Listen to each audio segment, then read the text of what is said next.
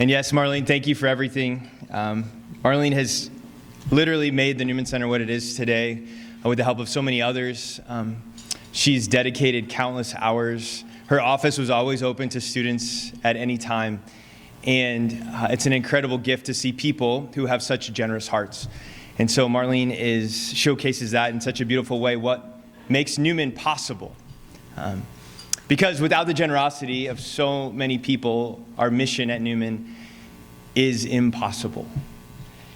It's a joy to be here tonight. It's such a joy to be here tonight.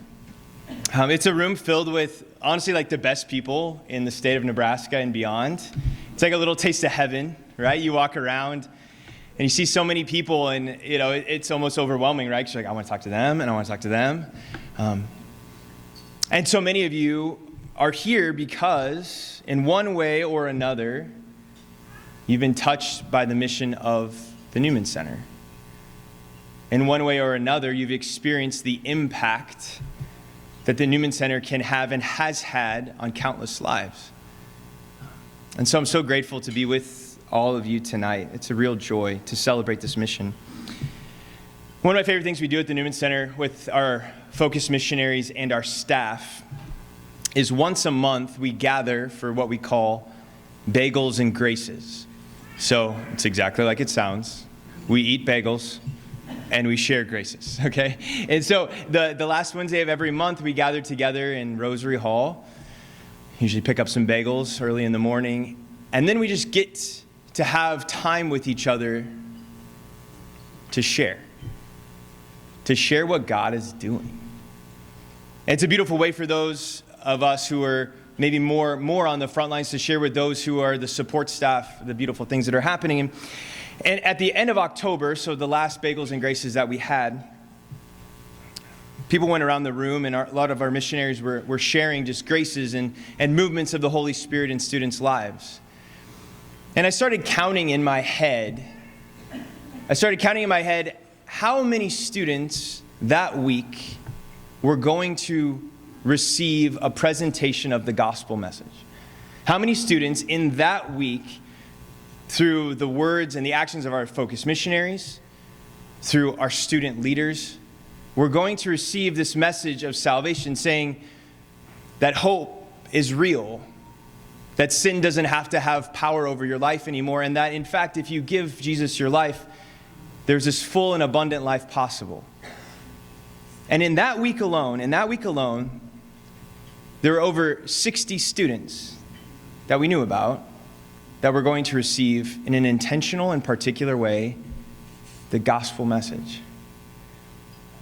And I step back to reflect upon that, because at the Newman Center, there's so many incredible graces, and there's so many beautiful things that it can almost be like overload, and you can become numb to the incredible stories. But to pause and to think, 60 college students, just in those 5, 6, 7 days, we're going to receive the good news of Jesus Christ. 60 of them.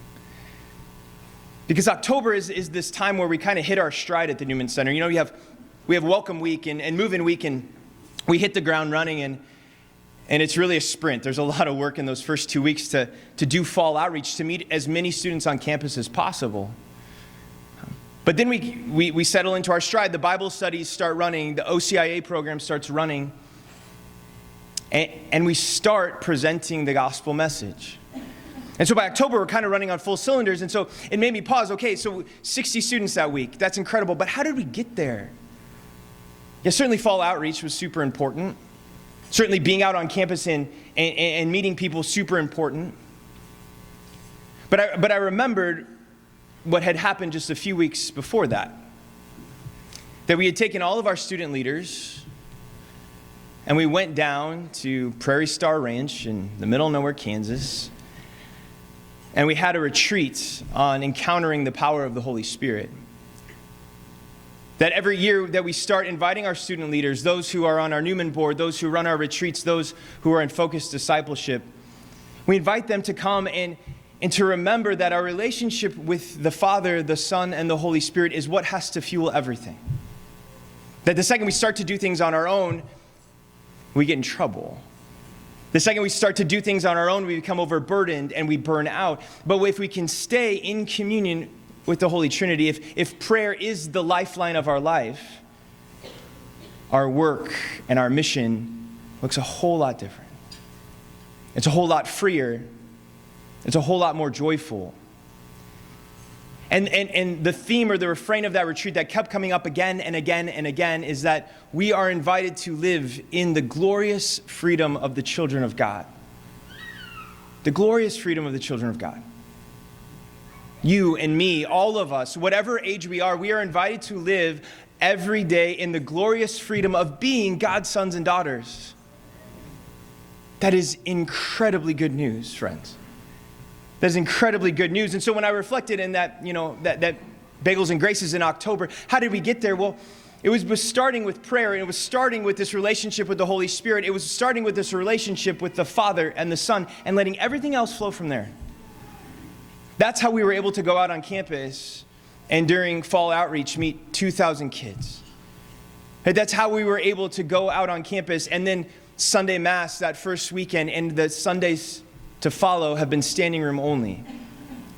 It's all about prayer. And it's all about our relationship with the Holy Spirit. Because, friends, when we go out on campus, and for all of us as we go out and we share the gospel message, when we're able to look someone in the eye and say, you were made for a relationship with God. That you were created in love. And yeah, the world's broken, and yeah, sin has impacted your life, and it's hit you, and it's scarred you, and there's bumps and bruises from that, but my friend, you can be free. There's a different way of living where you don't have to let sin define you anymore. That if you place Jesus at the center of your life, you can find what you were made for. You can find the abundant life. Indeed, you can find the glorious freedom of the children of God. That's for all of us. And the beautiful thing is that when you share that message, people say yes. Because all of us were made for it. All of us were created for it. And when the gospel is presented, as Libby was talking about, in a convicting and real and genuine way, when it's seen lived out, people can't help but say yes. Or at least to want to say yes. And it's beautiful. Oh no, what's going on there? Okay. Sombrero, yeah, cool. Students are saying yes, even when I look like that, And these aren't students who are, just kind of church people. They're students who have been away from the church and are coming back. There's single moms who are receiving the gospel message for the first time. There's athletes who are finally able to place their identity in something other than just their sport. It's people caught in addictions who are able to be freed. It's those on the fringes. It's Greeks who are looking for a more abundant life. All of these people are saying yes. And so what we see in October and what we see in these weeks is that there's just more people around. Like we have 2 hours of confessions every day. And we can't get through the line. Like I said, we have standing Mass, standing room only at Mass, most Sundays at 10 a.m. and 9:10 p.m. If you walk through the Newman Center on a Tuesday, a Wednesday, or a Thursday, every single nook and cranny is filled with a Bible study. One time I walked in last year and I opened the elevator to go to my house, and there's a Bible study going on in the elevator. And I said, get out and let me go to my house, And the beautiful thing is that we see this pattern that happens every year. This is the cycle. We intentionally frame the year this way, but it continues to grow. That each year continues to grow. This is my third year here at the Newman Center. And though this happens again and again and again, and yes, students leave, there's growth. Last year, for the first time in Focus history, we hit 1,000 students in Bible study.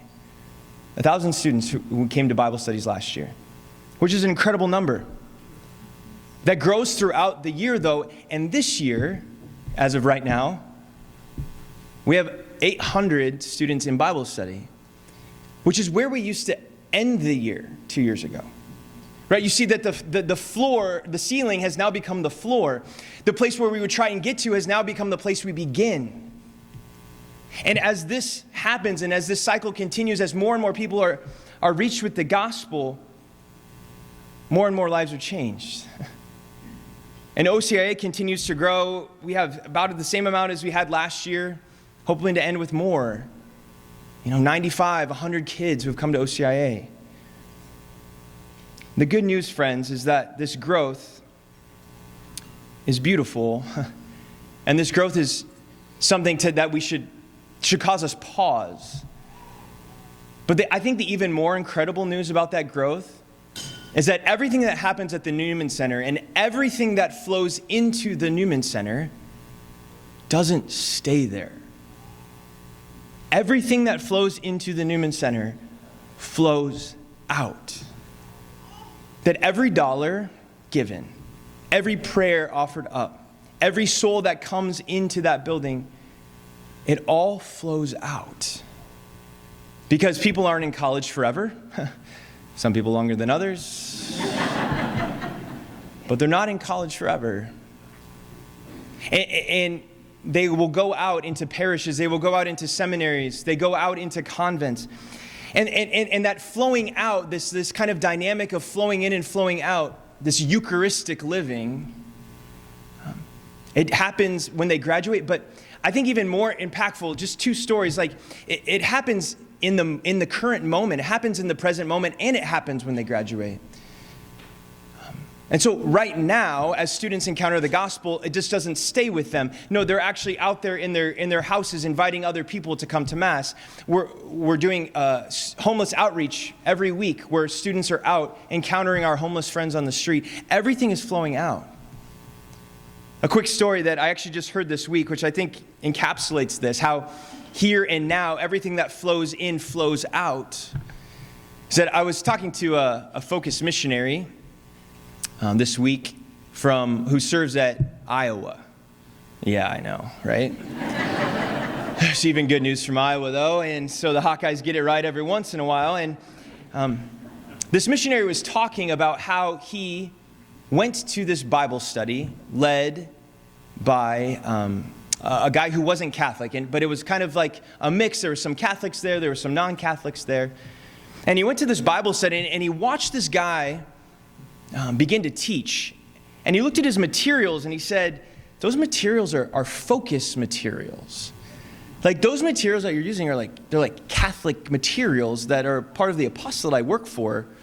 And you're not Catholic, and I've never seen you before. And he says, like, how did you get that stuff? This is awesome. Like, it's so awesome that you're doing this. Like, how did you get this stuff? And he said, well, I have a buddy from back home. He goes to the University of Nebraska. He just finished his freshman year, and during his freshman year, he got really involved, and he received this formation of how to lead a Bible study and how to disciple people. And so when he went home on break, he began to teach me. He began to share this material with me. He began to present the gospel to me and the truths of the Eucharist and other teachings. And so when I came back to campus, I said, well, I want to do that too. And so the reach of our students is happening right now. Felt all the way in Iowa City, of all places, right? They need salvation. No, I'm just kidding.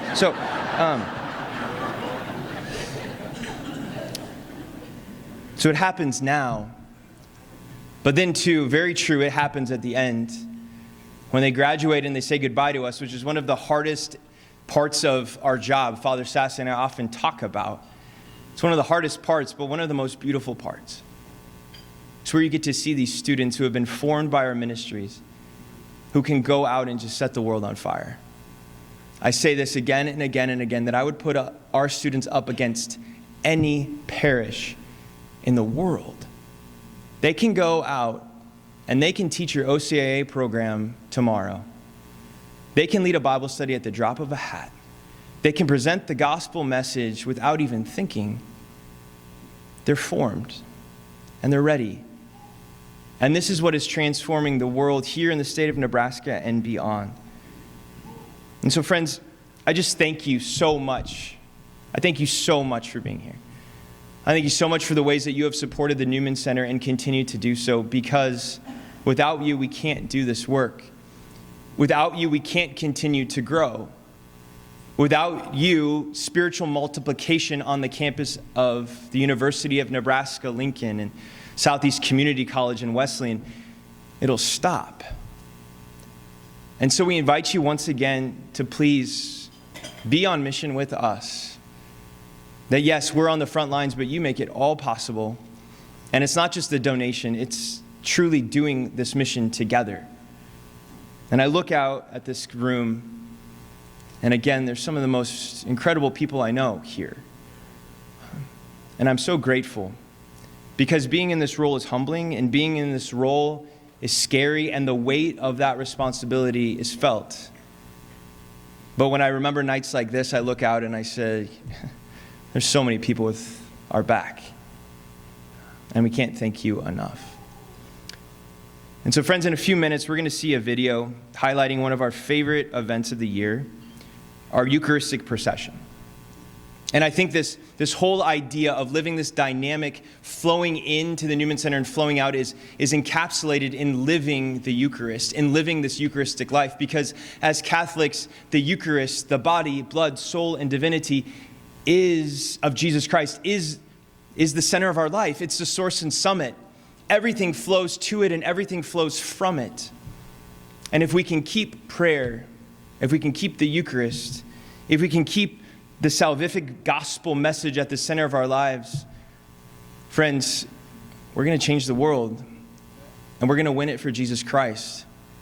And there's so much hope. There's so much hope right now. Thank you. Thank you for making many incredible and beautiful things possible. And thank you for being on mission with us. God bless.